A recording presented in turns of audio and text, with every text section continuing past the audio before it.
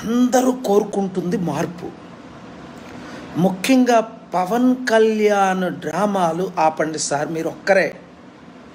ఇప్పుడు ఆయన రెచ్చిపోతున్నాడు సనాతన ధర్మంతో అంటూ, మేము ఆయన ఫాలో అయ్యాం, ఆయన ఒక నీతిపరుడు అనుకొని, యూత్ తరపున ఉంటాడు అనుకొని,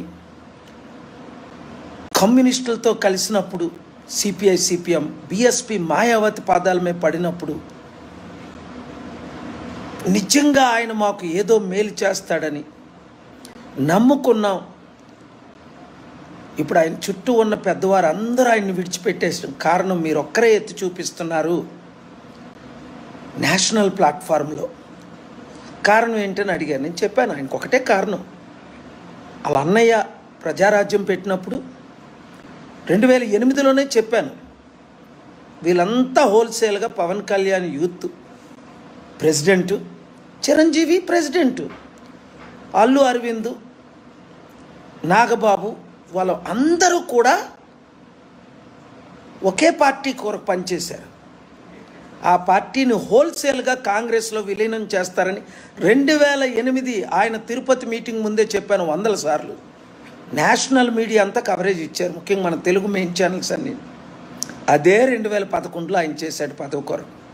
ఆ తర్వాత పవన్ కళ్యాణ్ 2011 పార్టీ పెట్టినప్పుడు కూడా చెప్పాను, ఈయన మరలా పార్టీ పెడతాడు, ఈయన ఎవరిని నమ్మకండి. బీజేపీని తిట్టినప్పుడు చెప్పాను, 2014లో క్యాంపెయిన్ చేసి 2019లో తిట్టినప్పుడు మరలా ఈయన బీజేపీలోనే కలుస్తాడని. క్లియర్గా ఎవరినైతే తిట్టాడో, చంద్రబాబు నాయుడిని ఘోరంగా తిట్టి, లోకేష్ని ఘోరంగా తిట్టి, మోదీ గారిని ప్రధానమంత్రిని చూడకుండా ఘోరంగా తిట్టి, మాయావతి కాలు మీద పడినప్పుడు వెంటనే సెంట్రల్లో రెండోసారి మోదీ గారు గెలగానే ఇప్పుడు ఆయన సనాతనీ ధర్మం తరపున ఫైట్ చేస్తున్నాడు. ఏంటి అర్థం? అప్పుడేమో బీఫ్ చాలా బాగుంటుంది, నేను ముస్లిం చాలా క్లోజు అని బీఫ్ తిన్నాడు మసీదులకు వెళ్ళి 2019లో. ఇప్పుడేమో నేను స్టాంచ్ సనాతని ధర్మం. అంటే యూత్ ఏమవ్వాలి ఇలాంటి వాళ్ళు నమ్ముకుంటే? కనుక ఇప్పుడైనా నేను మాట్లాడుతుంది మీ ప్రశ్నలందరికీ జవాబు చెప్తున్నాను. హిందువులందరూ, ముస్లింలందరూ, క్రిస్టియన్స్ అందరూ, నిరుద్యోగులందరూ, ఉద్యోగులందరూ, దేశాన్ని కాపాడదాం అన్నవారు అందరూ, రాష్ట్రాన్ని కాపాడదాం అన్నవారు అందరూ, వినండి, అభివృద్ధి చేద్దాం అన్నవారు మీరందరూ ఏదో గ్రూపులు ఉంటారు. వీరందరూ మీరు ఒకటే పని చేయాలి. ఈ దొంగ రాజకీయ కుటుంబ కుట్ర రాజకీయ నాయకులు మరి నమ్మకూడదు ఎవరిని. ఇప్పుడున్న రాజకీయ నాయకులందరూ అమ్ముడిపోయారు. అందుకనే అంబేద్కర్ తర్వాత అంబేద్కర్ లాంటి గద్దరన్న వేల పాటలు అన్ని భాషల్లో రాసి కాంగ్రెస్ని, సిపిఐని, సిపిఎంని, బీజేపీని, బీఆర్ఎస్ని, కేసీఆర్ని, రేవంత్ రెడ్డిని, సోనియా గాంధీని, మోదీ, అమిత్ షాని కాదని చనిపోయే ముందు 1 ఇయర్ ఓపెన్గా 15 సార్లు మన ఆఫీస్కి వచ్చి ప్రజాశాంతి పార్టీలో చేరాడు. చీఫ్ సెక్రటరీ దానమయ్య ఐఏఎస్ మాల, చీఫ్ సెక్రటరీ రోషయ్య ఐఏఎస్ మాదిగ. కులాలకు అతీతమైన పార్టీ ఉండాలి అంటే, మతాలకు అతీతమైన పార్టీ ఉండాలి అంటే, అభివృద్ధి చెయ్యాలి అంటే, ఎకానమీ ఇంప్రూవ్ అవ్వాలి అంటే, సెక్యులరిజం కాపాడాలి అంటే, ఇప్పుడు నేను చెప్తున్నాను, మీరు యూత్ వినండి బాగా.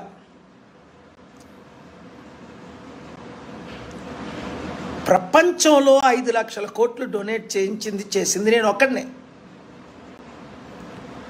1,00,000 రూపాయలు నాకు, నా భార్య, పిల్లల కుటుంబానికి లేకుండా సమస్తం సద్దాబుసోపేట సంగారెడ్డిలో 1200 ఎకరాల్లో చారిటీ 1000 కోట్లు.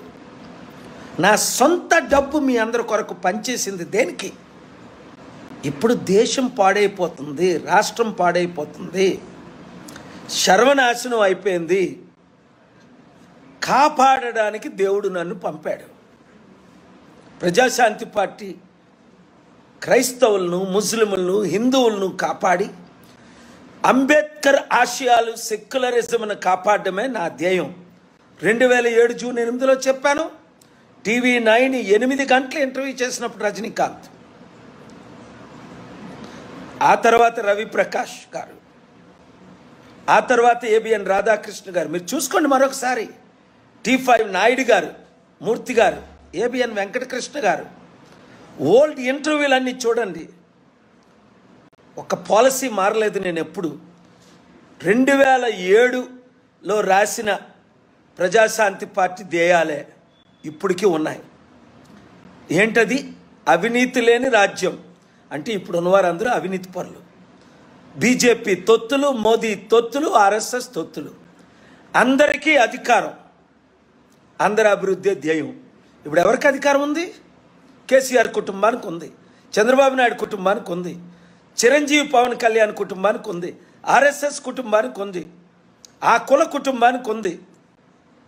12 మంది రెడ్డిలు 5% ఉన్నోళ్ళు 2 రాష్ట్రాల్లో ముఖ్యమంత్రులు 12 మంది అయ్యారా? 5% ఉన్న రెడ్లు, 60% ఉన్న బీసీలు ఒకడు ఎందుకు కాలేదు?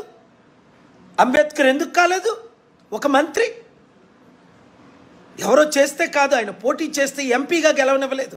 నన్ను ఏ విధంగా ఈవీఎంలతో ఓడించారో విశాఖపట్నంలో, అలాగా ఆ రోజు డాక్టర్ బిఆర్ అంబేద్కర్ని. ఎందుకంటే ఆయన పవన్ కళ్యాణ్ లాగా, చిరంజీవి లాగా, రేవంత్ రెడ్డి లాగా అన్ని పార్టీలు మారలేదు. రేవంత్ రెడ్డి ఏబీపీ, బీజేపీ, తర్వాత ఆర్ఎస్ఎస్, తర్వాత తెలుగుదేశం, తర్వాత కాంగ్రెస్. అర్థం చేసుకోండి. ఎవరి గురించైనా మీరు ప్రశ్నలు అడగండి. కనుక నిన్న అనేక మంది Muslim leaders, Hindu leaders, Christian leaders, sir మీరు కమిటీలు వేయండి, వేస్తున్నా 7569441275 లక్షల మంది చేరిపోయారు. ప్రతి ఒక్కరూ, ముఖ్యంగా మన తెలుగు రాష్ట్రాల్లో ఉన్నవారు, విదేశాల్లో ఉన్న 5 కోట్ల తెలుగు ప్రజలు, మీరు దేశ రక్షకులు కావాలంటే మీ గ్రామాలకి ఈ మెసేజ్ పంపించండి ఇమీడియట్గా. ప్రతి ఒక్కరూ ఫార్వర్డ్ చేయండి, లక్షల మందికి చూపించండి. దేశాన్ని కాపాడదాం, రాష్ట్రాన్ని కాపాడదాం, మన గ్రామాలను కాపాడదాం.